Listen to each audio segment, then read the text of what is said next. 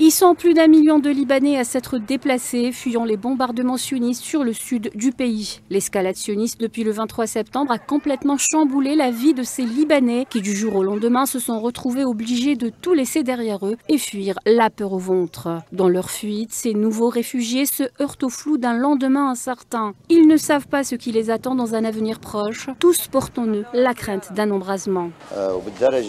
La plupart des enfants étaient effrayés, même par les bruits des plus petites bombes. Les missiles terrifiaient les enfants, alors nous avons dû porter nos enfants et sortir de l'endroit bombardé, ainsi que les familles qui ont été blessées sans raison. Aucune famille n'a été épargnée.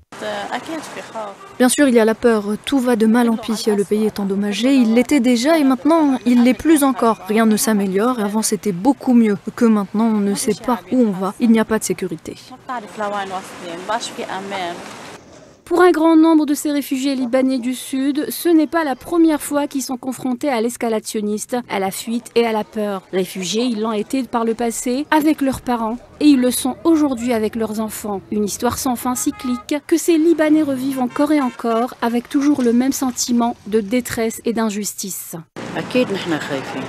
Nous avons peur, c'est sûr. L'ennemi sioniste frappe partout, il frappe vraiment partout. Nous sommes des déplacés du Sud. Je me souviens que lorsque j'étais enfant, ma mère, lorsque nous étions déplacés auparavant, nous emmenait pendant des jours dans une école à Zaïdenia. J'ai élevé mes enfants pendant que je fuyais, j'élève mes petits-enfants pendant que je fuis. J'ai passé ma vie à fuir, ma vie touche à sa fin et je suis ici en train de mourir. Je préférerais mourir dans le Sud, on meurt de toute façon. La vie se termine. Nous sommes des gens habitués à la guerre, nous avons peur, c'est sûr, mais pas au point de quitter nos maisons. Que pouvons-nous faire? Nous y sommes habitués, que Dieu nous protège. Nous espérons que les choses s'amélioreront et que les gens pourront rentrer chez eux.